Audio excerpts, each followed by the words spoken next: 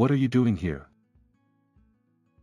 Yes, learn from your brother who is giving us $2,500 a month. Huh? That's me. Oh, so you're lying to take credit for your brother's achievements? I can't believe it. You're not a family member. I'm cutting ties with you. I understand.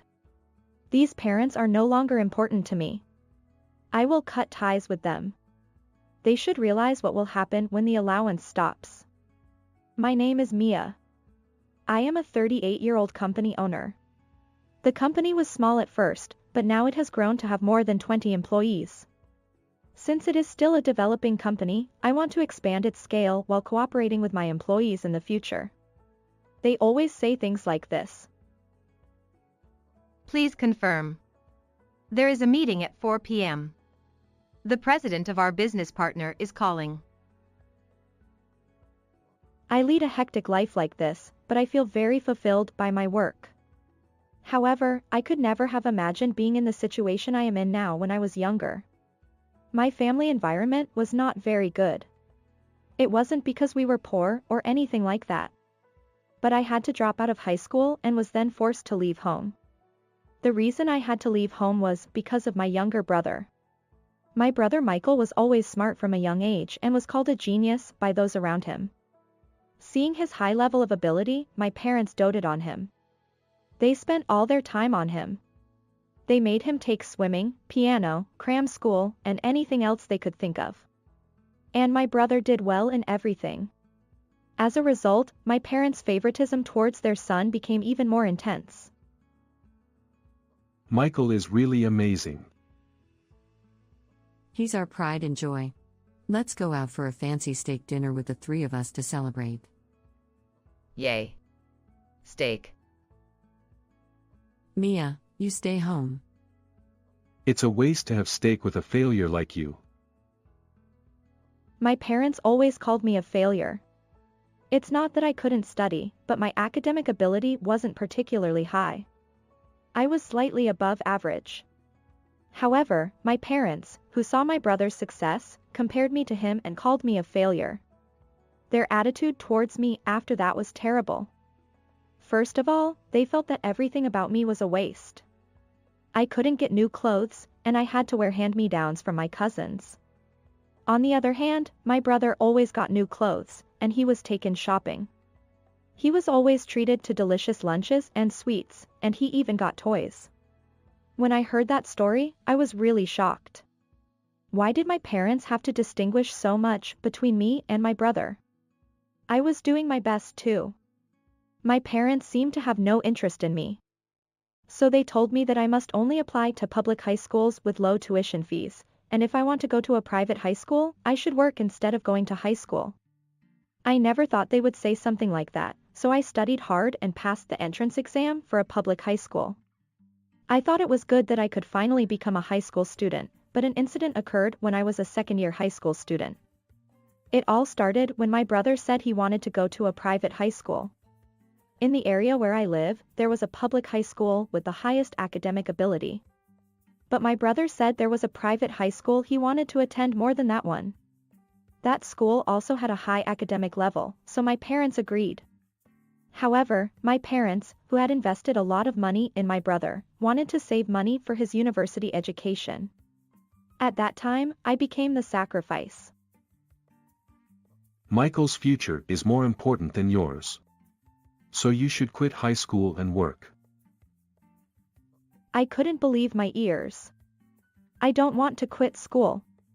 I have a lot of friends, and I want to go to college too. Don't be selfish. We don't have money to spend on failures like you. Instead, repay us for raising you. Don't take it for granted that you have food to eat every day. My father and mother ordered me to drop out of school by force. I couldn't resist, so I had no choice but to quit high school. And so, I ended up getting a part-time job. While everyone was at school, I worked at a fast food restaurant and earned money. However, most of that salary was collected by my parents and became money for my brother's future tuition. Even though I was earning and giving them money, my parents didn't change their attitude towards me. I was very sad every day when I saw my brother having fun conversations with them in front of me. Moreover, one day I learned a surprising fact. It was when I was heading to work in the morning and passed by a neighbor, so I greeted them. Then they gave me a stern look and said this. You shouldn't trouble your parents so much. Dropping out of high school and working part-time to play around, isn't that a misfortune for your parents? Michael is so splendid, but what are you doing to ruin your family's reputation? I was so shocked that I couldn't move from that spot for a while. I never thought that the neighbor thought of me that way, and I thought it was definitely because of my mother. I had seen my mother bragging about my brother to the neighbors. She probably explained me like that at that time. They made my problem their own, even though they made me drop out of school for their convenience. According to the neighbor, my parents were worried about how to deal with me. They treated me like a nuisance, but they didn't even know how to deal with me. At that time, I didn't want to stay at home anymore. I'm leaving this house. What are you talking about? I can't admit that you live alone. We don't have that kind of money. I'll live alone with my own earnings. I'll transfer the $350 I've been paying out of my salary every month until Michael goes to college, so I don't want to stay in this house anymore. When I said that, my parents finally allowed me to leave. Haha, we don't really want to see your face either. That's right. As long as Michael is here, there's no problem. We don't need an ungrateful and useless daughter. My parents kept saying terrible things until the end. But I got permission, so I'll take it as a good thing. I immediately rented a room and moved out. I had no money at all, so I worked part-time jobs to earn a living. When I became an adult, I started working at a hostess bar on weekends to earn more money. That's when I started to put on makeup properly. I didn't even have money to buy cosmetics until then. But here, I had to put on makeup properly to look beautiful. I asked other cast members for cheap cosmetics, and I worked hard to get them with a small budget. Then I did my own research and came up with makeup that would make me look cuter. Whether it was effective or not, I gradually started to get more and more popular and my income increased. I quit one of my part-time jobs and increased my work at the hostess bar. Since I had worked in customer service before, there was no problem with honorifics and so on. The longer I worked, the more my income increased and I was able to save money. Then I had a certain desire. That was to go to college. As a high school student, I couldn't earn tuition fees by myself. But now that I was a working adult and my income had increased, I thought I could go to college. From then on, I started studying for the entrance exam in my free time. And a year later, I was able to pass the university entrance exam. I enrolled in a university with a school of pharmacy. The reason I chose that university was because I wanted to develop cosmetics in the future. When I was working at the hostess bar, I became very interested in cosmetics because I did a lot of research on makeup. After that, I spent 4 years going to college while working at the hostess bar to pay for my living expenses. After graduating from college, I was able to get a job at a cosmetics company. I felt like I was getting closer to my dream step by step and was able to spend a very fulfilling time. After I started working, I worked hard every day. Since it was something I was interested in, I was able to gain new knowledge every day, and it was a lot of fun. I became more and more absorbed in the world of cosmetics and achieved results in my work. Then I started to think that I wanted to make my own cosmetics and sell them. From there, I started raising funds for my startup. I worked hard every day with my dream as my driving force. There was a time when I thought I would cut down on food expenses and only eat mung beans. And then, a few years ago, I started my own company. It was my first time running a business, and I was too scared to know what would happen, but my curiosity won out. From then on, I developed cosmetics while doing my own sales. My steady efforts bore fruit, and I gradually gained more contracts. I think I was able to build up trust and credibility by carefully completing each job in front of me. At the time of the company's establishment, there was hardly any profit, but now that sales have increased considerably, I am surprised to be able to earn an income that is quite surprising even to myself. When I was thinking of continuing to work hard like this, I received a call from an unknown number. Who could it be? I had a bad feeling, but maybe it was a new business partner. I thought it would be a problem if it was a business partner, so I answered the phone. Hello? Hey, it's been a while, Mia. Wait, is this Michael? You got it. What's up all of a sudden? I was surprised when my brother called me. The last time I talked to him was when I left home. It's been over 10 years since then. I wonder why he called me now. I saw you in a business magazine. I was reading it casually and saw a face that looked familiar and was surprised. I thought. Uh-oh. I did receive an offer for a magazine interview. But I thought my parents wouldn't read it anyway, so I thought it would be okay to accept the interview. But my brother read the article at that time and found out that I was running a company. So what's up? You didn't call me just to report that you saw me in a magazine, did you? Wow, you're sharp. Actually, I want you to send money to Mom and Dad. Huh? Send money? Why me? I had a falling out with my parents. I've been treated pretty badly, so there's no reason for me to send them money. I don't want to send money. Don't say that. Actually. Huh? Dad got laid off? Yeah, it seems like they're having a hard time making ends meet, and Mom always looks sad since she got sick. Huh? Really? I was quite shaken. Even though I've been treated so badly, they're still my parents. I'm worried that my family is going through a tough time. Are you willing to send money? Well, if it's just a little bit, I can help. Great, then I'll give it to them. I'm asking for a monthly allowance of $2,500. $2,500? That's a bit too much. No, when Mom was sick, she had to have surgery and hospitalization, which cost a lot of money. And then Dad got laid off, so it's been tough. I see. I ended up accepting my brother's request and transferring $2,500 as he told me to. Even though they treated me so badly, I couldn't help but feel that I wanted to take care of my parents because they're still my parents. I wanted to help if I could improve the current difficult situation. So I sent money to my parents. It was not a cheap amount, but I was able to live as usual while sending $2,500 a month because I was running a company and had a high income. After that, I sent money to the account my brother told me to while busy with work every day. I still didn't have the courage to meet my parents. But it had been about 3 months since I started sending money, so I thought it would be nice if they contacted me soon. Maybe the fact that my parents are receiving money from me is hard to accept for them who have always denied me. They might not want to admit that they are in a situation where they need help.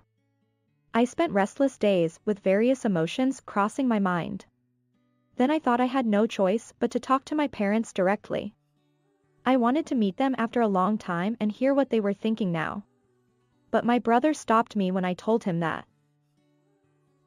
Well, Mom and Dad are feeling down now. So I think meeting them might be a little too stimulating. Really? But I'm sending money every month. Yeah, but there are a lot of things going on with Mom and Dad. So please wait a little longer to meet them. My brother told me not to meet my parents like that. And he didn't tell me where my parents were at all. The place where my parents used to live was a rental apartment, but it seemed that they no longer lived there after more than 10 years. My brother still wouldn't let me meet my parents. I thought it would be faster to look for them myself. So I asked a detective agency to find out where they were. My parents were living in a certain apartment. It was a high-rent apartment. Are they really in financial trouble? When I pressed the intercom, I heard my mother's voice. It was the first time I had heard my mother's voice in a long time. Who are you?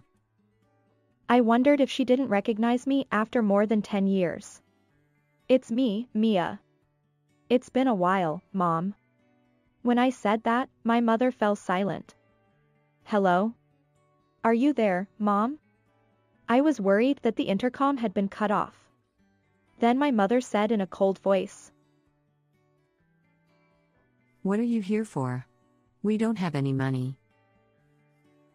She seemed to have some kind of misunderstanding, so I told her that I just wanted to see how they were doing. Anyway, I had the entrance door of the apartment opened and then headed to the room where my parents lived. When I pressed the doorbell, my mother opened the door and greeted me. And there was my father. Hey, it's been a while. My father and mother didn't look much different, but they looked their age. What did you come here for? My parents glared at me with their arms crossed. Hey, don't be so wary. Michael told me that you guys were in a tough situation. Michael? Yeah, he said that you were laid off and that Mom had surgery. It was tough. But we were saved by Michael. You haven't done anything. So why did you suddenly come here now? Huh? I haven't done anything? That's right. What are you doing here? You should learn from your brother who sends $2,500 a month. I didn't understand. Huh? That's me though. I mean, I'm the one who sends $2,500 Are you trying a to month. take credit for your brother's achievements by lying? I can't believe it. You're not family. I'm cutting ties with you. My parents didn't believe anything I said. But since I had transferred the money to my brother's account and he had given it to them directly, they probably didn't believe that it was from me. It was cruel of them to insult me like that and say that they would cut ties with me. I had been sending them money for the past few months to help them. Your existence has been a nuisance since the beginning.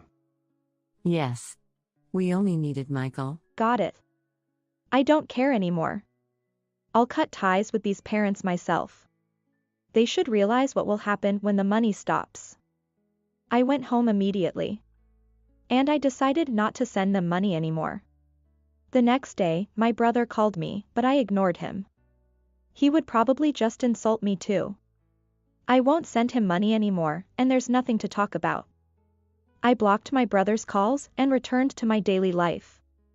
I have a lot of work to do because it's very busy. It was already the next month before I knew it. Then I received a call from an unknown number. I thought it was a prank call, but it kept calling me, so I answered it fearfully. Huh? Is that you, Mom? Yes.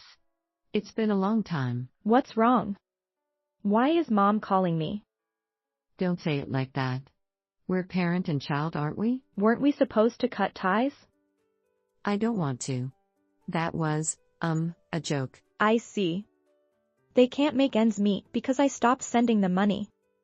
And when they urged my brother, he probably told them that I was sending them money. If you were sending us money, you should have told us from the beginning. I did explain it like that, but you didn't believe me. But at that time, Michael said he was sending us money. Besides, Michael was living with us and paying part of the rent for that room. I see. You were living together. It seems that my brother also benefited from my money. It's your father. I can't believe Mia is running a company. You're my proud daughter. My father tried to flatter me. This is a complete turnaround. Last month, you said that you only needed Michael. Well, I don't want to be manipulated by you anymore, so I'll tell you clearly.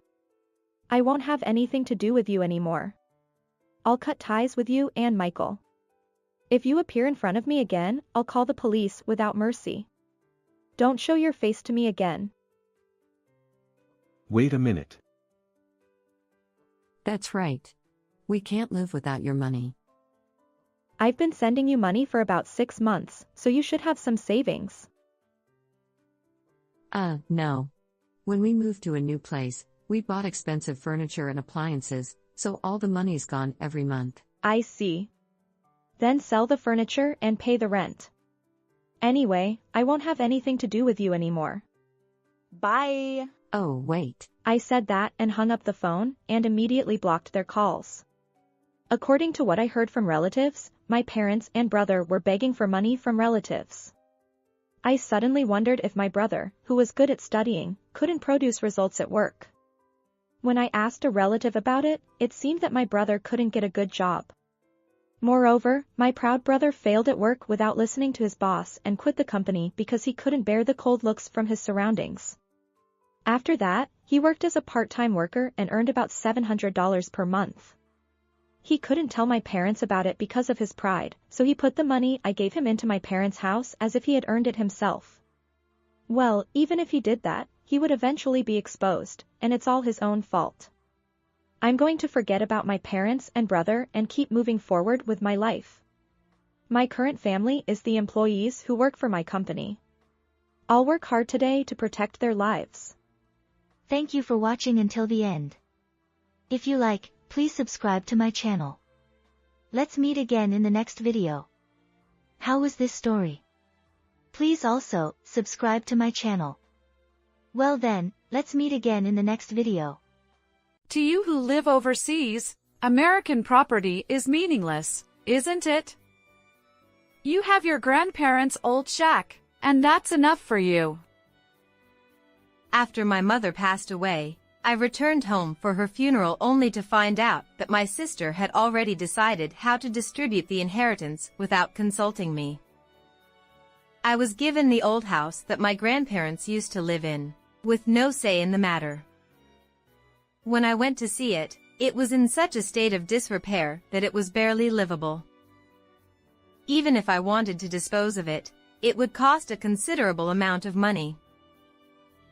Still, I thought of it as my grandparents' house, which my mother cherished, so I started cleaning it up. And that's where I found something unbelievable. I'm a married woman in my 40s. My husband got a job overseas, so I went with him. My job is something I can do anywhere as long as there's an internet connection, so I didn't hesitate to go with him. I'm currently working as a freelancer. I have one sister who is also married and has a family. Her husband works in the suburbs, so they enjoyed living in the suburbs near his workplace. When both my sister and I got married, our parents were still alive, but our father passed away a few years ago. Our parents had a great relationship, and my mother was devastated by my father's death.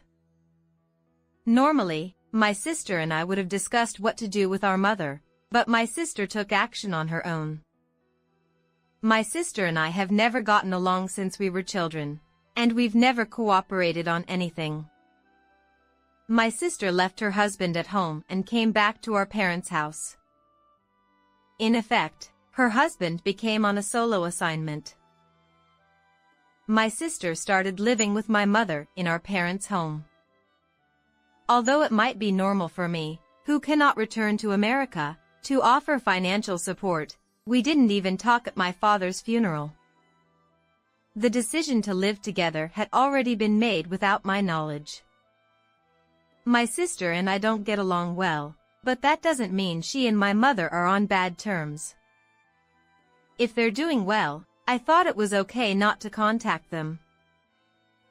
However, my mother became ill due to depression and died after a long battle with her illness. I hurried back to America to attend her funeral. I regret not seeing her again while she was still healthy. I regret not living with my mother when I returned to America. Even after the funeral, I couldn't escape from my sadness. Despite the fact that it was still early days since the funeral, my sister brought a lawyer and began discussing inheritance. You live overseas, so you don't need an inheritance. I took care of our mother until the end, so you understand, don't you? It seems that my sister already knows the amount of money that my mother left behind. Since she brought a lawyer, I didn't think she wanted to argue with me. But if I take everything, it would be bad for our reputation.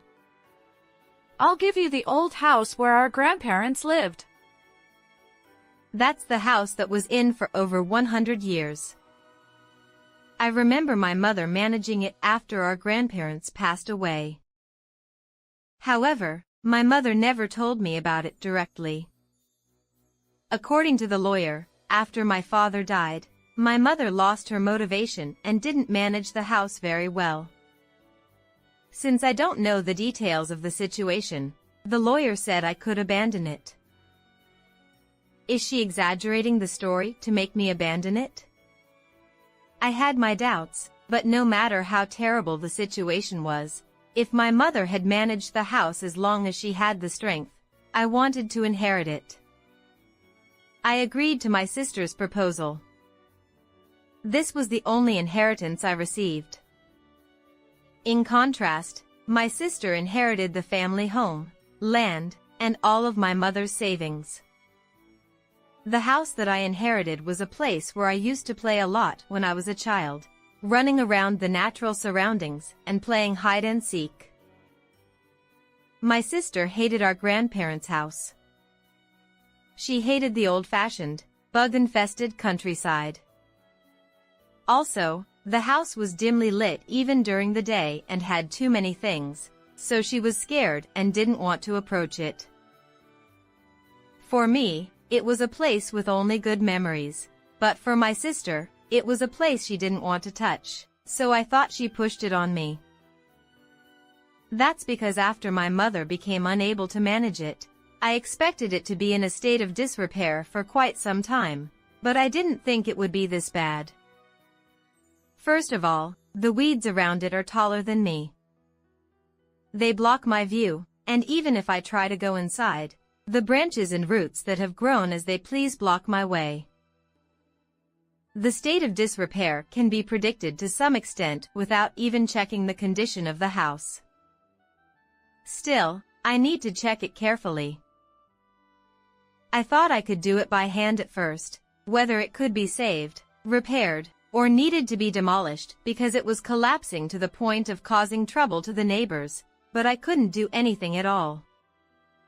I can't imagine how much time and effort it would take if I did it alone. Anyway, I asked a contractor to remove the overgrown weeds and trees so that I could reach the house in the back. I received a call that the removal of the specified area was completed later.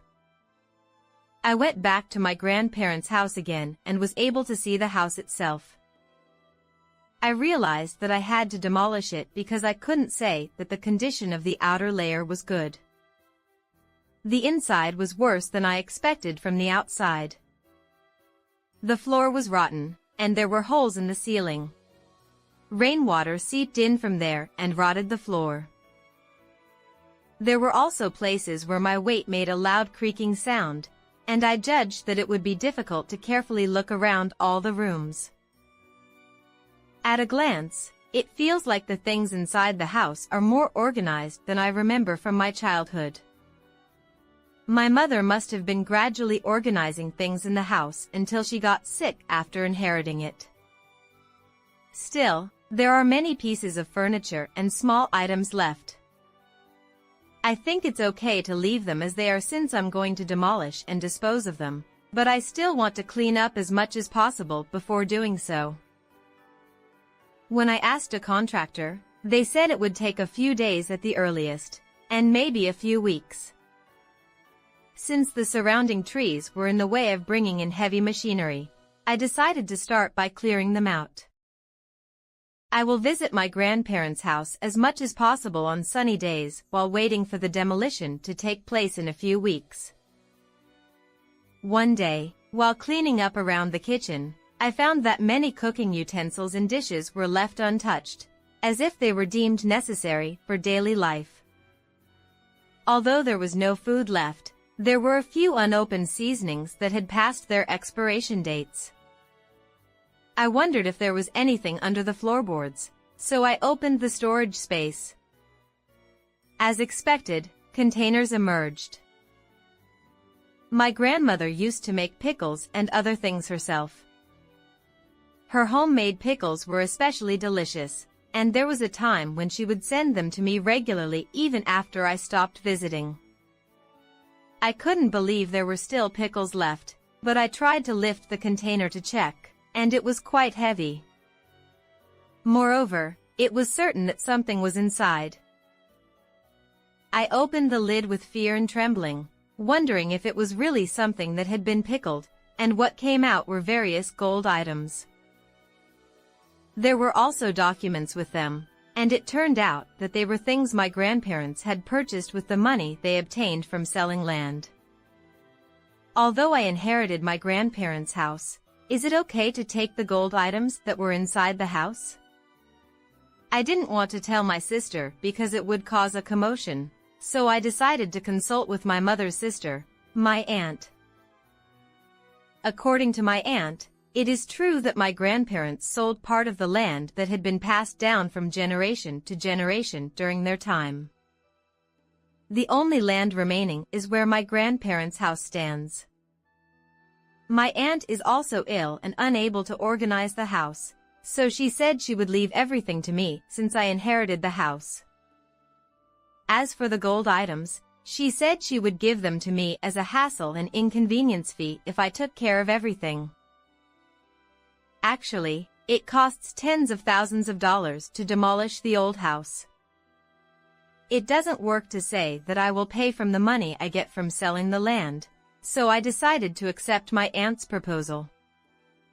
Since gold is currently in high demand, I will use the money I get from selling the gold items to pay for the demolition costs, removal of weeds around the house, and disposal of unwanted items inside the house. I got more money than I expected when I exchanged the gold items for cash. On the day of the demolition, I decided to watch until the end. For me, it was a memory of my grandparents from my childhood, and for my aunt, it was also the house where she was born and raised. My aunt, who was watching next to me, said quietly, "I'm sorry, I left it like this until it became so dilapidated." I told my aunt, "That's not true. I'm sure Grandpa, Grandma, and Mom would say thank you for seeing it through to the end," and she said it was good that her niece inherited it in the end. Just that made me feel relieved that I had accomplished what my mother had left undone.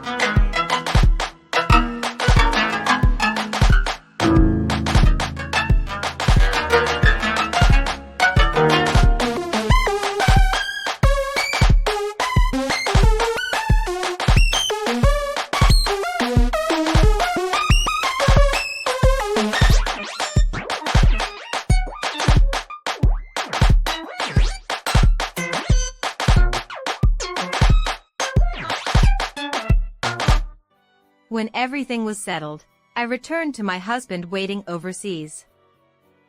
The following year after my mother passed away, I returned temporarily with my husband for a family gathering. It was the first time I met my sister since the one-sided discussion about inheritance. After everything was done, my sister asked me, "What happened to that old shack?" I explained that I had no reason to hide it and that I had demolished it and sold the land. The land where my grandparents' house stood was quite spacious when it was cleared, and a buyer was found immediately. Then my sister's expression changed, and she said, "I didn't hear that story." She demanded that I give her half of the money if I sold it and turned it into cash.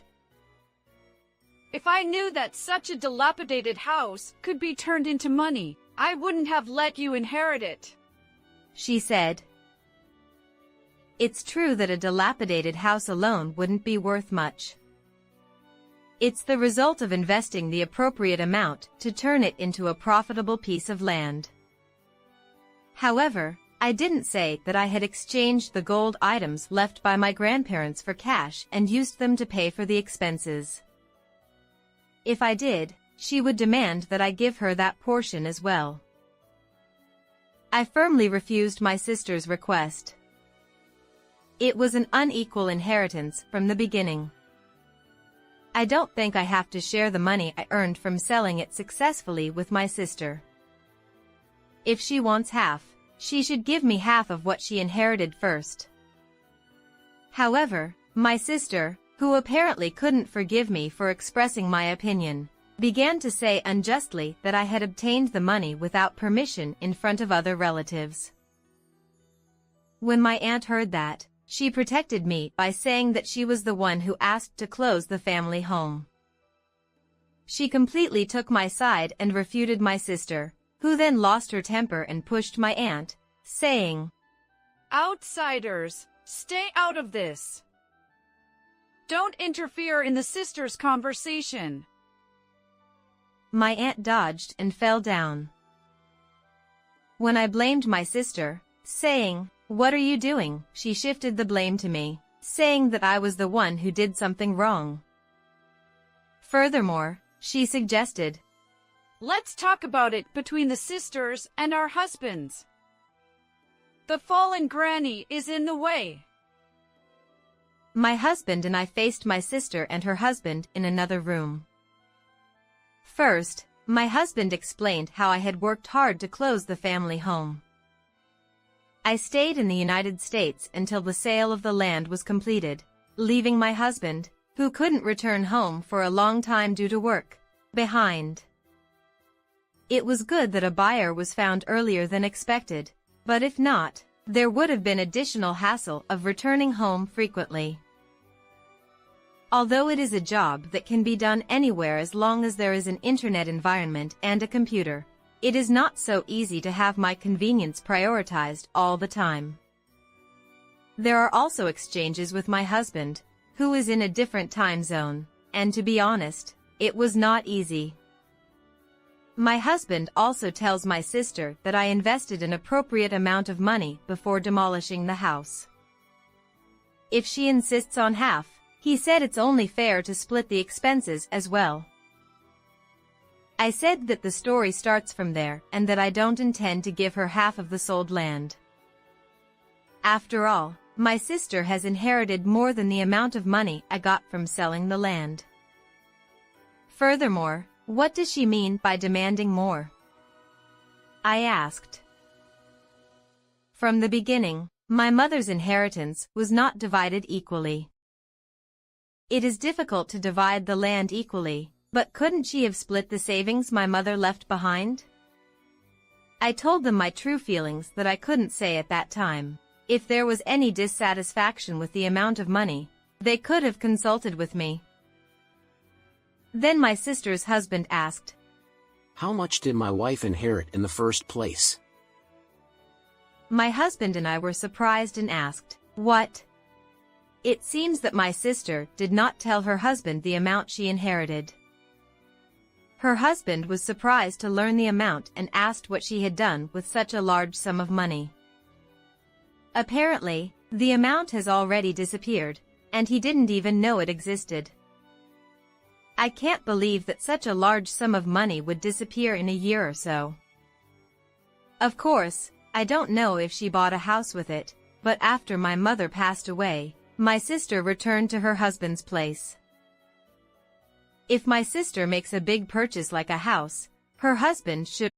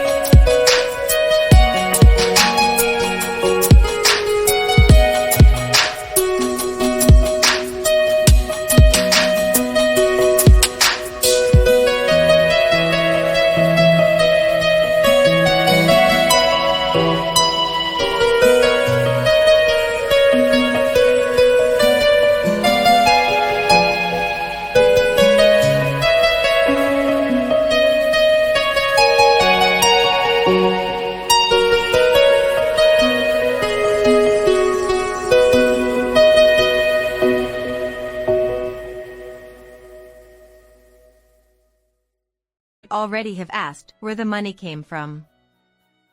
At first, my sister tried to dodge the question or change the subject, but her seemingly gentle husband pounded the table and questioned her, so my sister, feeling fearful, confessed in a mosquito-like voice that she had used the money to pay off her debt. Furthermore, since there is still an outstanding balance, she seems to want the money I received from selling the land. What kind of debt is it that can't be repaid with that inheritance amount? If I listen carefully, it seems that she lost a lot of money in illegal gambling and the debt ballooned to the point where she could buy only one house. The unpaid debt is compounded daily with illegal interest, and she cries out for help because it's hopeless. First of all, my sister is a housewife and doesn't even work part-time. Her husband naturally asked her where she got the money from. It turned out that she had taken it out of their savings. He checked the balance in a hurry, but it was zero, and her husband was furious that it had been used without his knowledge. Her husband grabbed and pushed my sister down.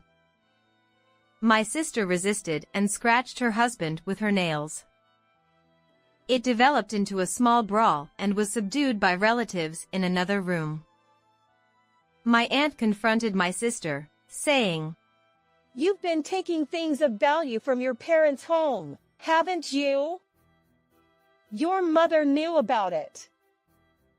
And since there's no time left, she asked you to contact the other daughter, but you didn't do it." She presented a letter written in my mother's handwriting.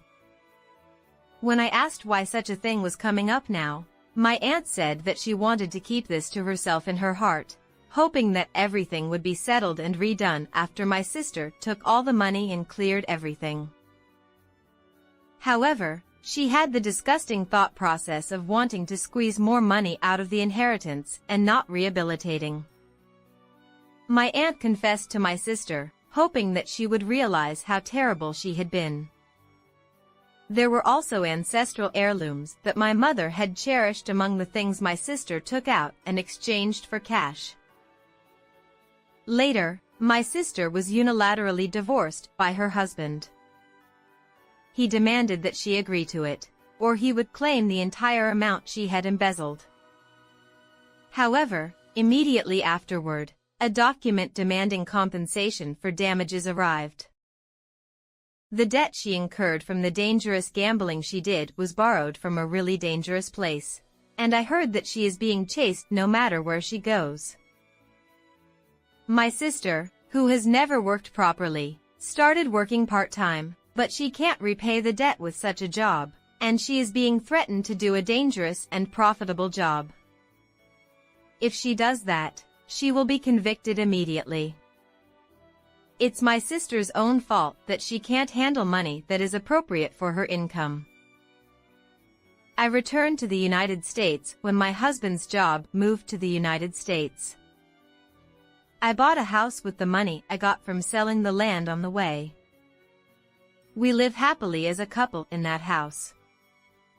My job is going well, and my aunt comes to check on me from time to time.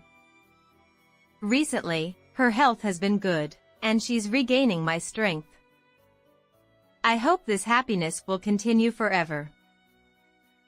How was this story? Please subscribe to the channel as well. See you in the next video.